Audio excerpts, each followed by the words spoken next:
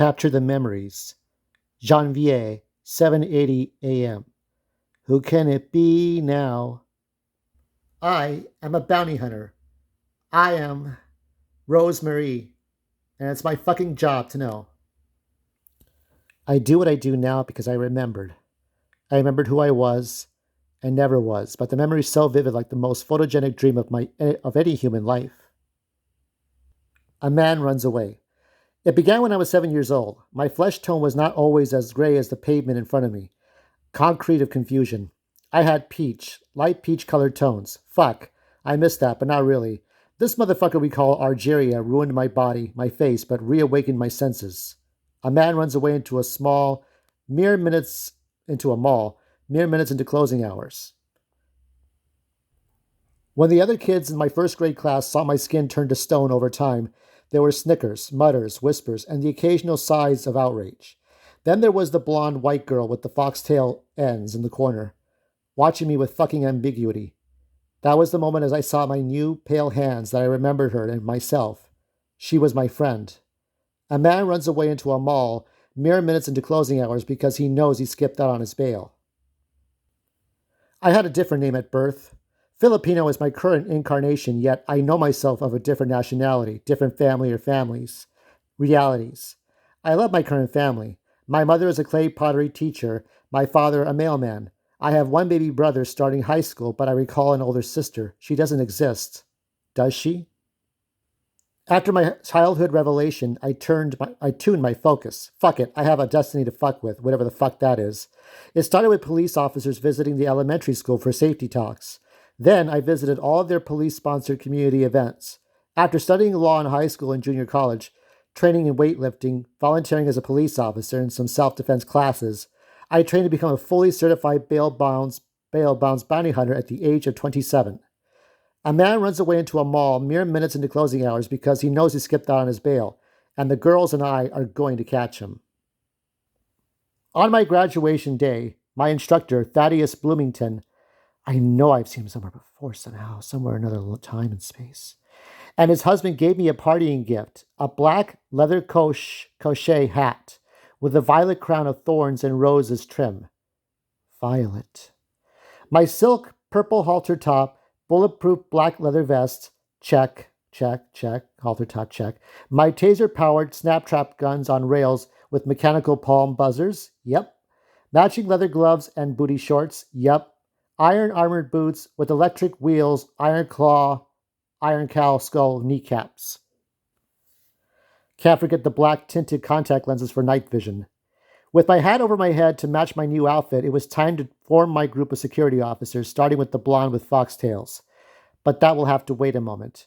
I see the man with that orange and blonde mullet, that black t-shirt, army green canvas jacket with the Atari iron-on patches, and jeans running into a Be Cool toy store. "Hey, sir, we're closing," says the store clerk. "You can't go back there." Kevin Davies. He's in deep dock cogs and shit. He heads towards the miniature warehouse. One of my partners flashes a badge to the clerk. Kevin says. "Odd stuff, you're only making this fucking calculus." Marion launches her sticky wrist tongue trap. Caught. Kevin is snared by the right arm. Kevin says, "Bitch, I got bigger arms than you." Marion says, That's okay." Pow! Elsa punches his left cheek. "You better be nice to the ladies." "She's right, Kevin." Ah! Ooh! That second voice belongs to Shannon as she glides in to drop on top of Kevin. Quick thinking, Elsa and Marion jump in to join in on the tackle. "Pick him up," Olivia says.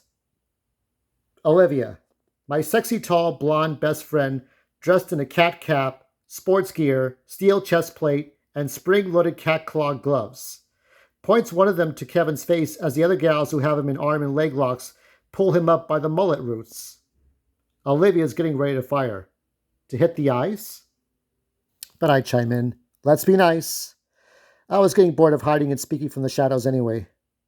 "Rose, if I blind him when he runs, he'll be too stupid to run away."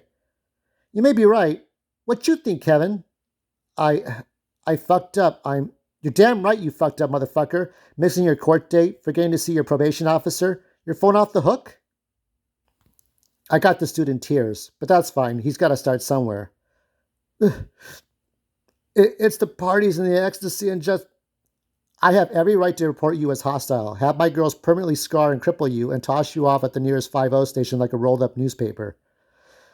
Kevin widely stares at me with a bit of fear. Okay then. Stand 'em up, girls. Your sister was looking out for you. She's waiting for us in the Tri-Moto. We're going to make one stop before we get to the station, okay? I nod to the girls and gently escort him to the 3-wheel motorcycle with a small cargo trailer for captured bounty. We put him in the backseat of our vehicle with his sister Deidre. Elsa, Mary, and Olivia can chit-chat in the trailer. Shannon rides with me. You okay?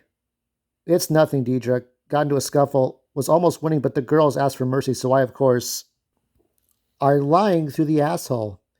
Fucking exactly. Stop yo lying, biatch. Kevin trying to be long cocked in front of his sister before we get in the car, thinking we can't hear. Heh. I get it. Dad was an abusive piece of shit. He's dead now. You gotta stop running and get off the pills. Everyone, buckle up. That also means you ladies in the crate. Deidre, he's in cuffs, so obviously you got it. And that's it. Another job well enough done for the lady bounty hunters of Hawaii. But one more thing. We stopped by a McGough's hamburger stand and drive-thru. Holy fucking shit, they changed the drive-thru? You got gothic girls in sexy maid skirts, thigh-high striped socks, and clown makeup while on rollerblades coming up to our windshield dome. McGotho gal says, Welcome to McGoth's, how are you? Can I take your order? Are you okay? Of course I am, why wouldn't I be? That makes one of us. The spooky meal, please. I get an order for Kevin. We pull over to a curb on a nearby route to the station. Law enforcement can fucking wait. I pass the spooky meal over to Deidre along with the handcuff keys. She unbinds him. We're giving you a little courtesy, so don't fuck us over, Kev. Kevin opens up the clown-shaped origami spooky box. Heh. Pretzel bun, pepper jack cheeseburger with a mustard filling, blue potato and hazelnut fries with French dressing dip. I haven't had this in a while. Check the toy, Shannon says. Roth McGoth is a name I am so unfamiliar with, but forever familiar with, like the strands of my DNA. I don't know why. I remember too many things not possible to remember, but anyway. Holy shit! A miniature Sparkzilla all-terrain wind-up truck with the Sparklight lever? It's been too many years since they did these. The real toy is right here. I show him a sticker set with a code for a virtual toy on a computer.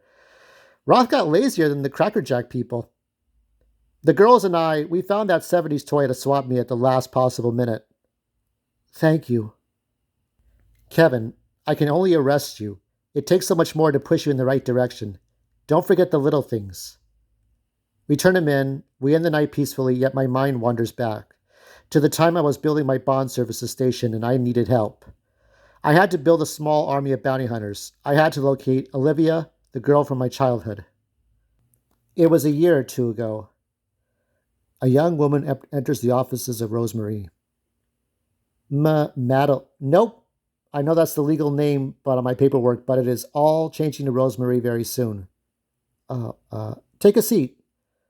Olivia walks into the office, closes the door, and sits on the nearest rollaway chair in front of Rose's desk. Have we met before? I seem to remember that name. We have, yeah. I remember when I was trying to do busy work, processing new failure to appear and pretrial risk assessment forms for new bounties, but she was looking at me with intent. I had to be dramatic. I tilted my head up, my hat with a feather in it still on. I had to look back. My black eyeballs with magenta pupils. Ah! Yep, it's a frightening face to be sure, but you have seen it before. That's not makeup or paint on you? Argeria, and I'm wearing contacts for night vision. You're the girl from Pua's school. No, first grade. Yes, but do you remember you and me from before? Katarina? No. Yes, Olivia. Excuse. Kate Selleck was a student at a Marine Academy and even learned mixed martial arts before switching off for stand-up comedy and speakeasy.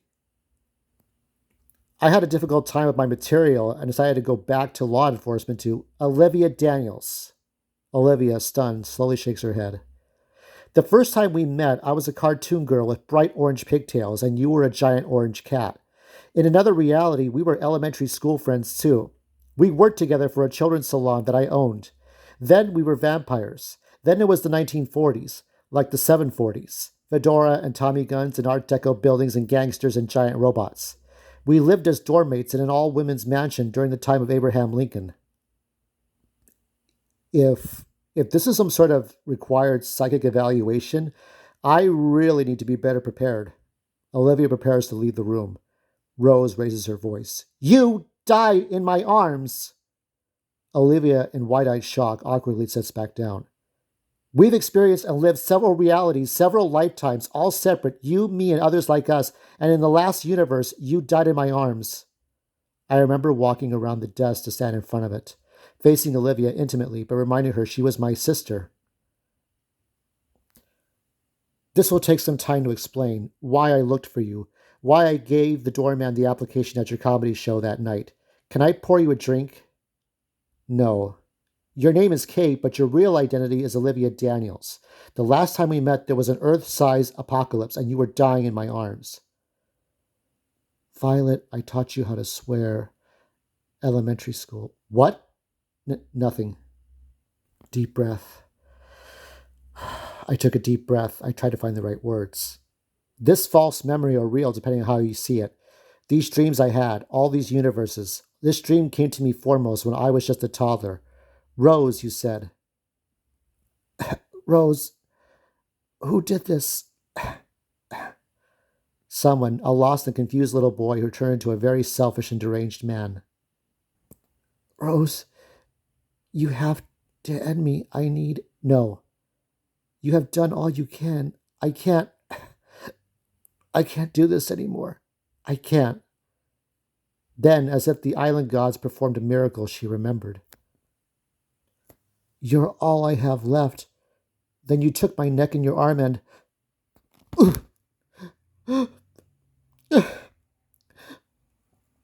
Olivia fell off her chair and slumped to her knees. I tried to catch her, but kneeled and took her hands in mine. I said to her, So, you still want that drink? She says, You better believe I do.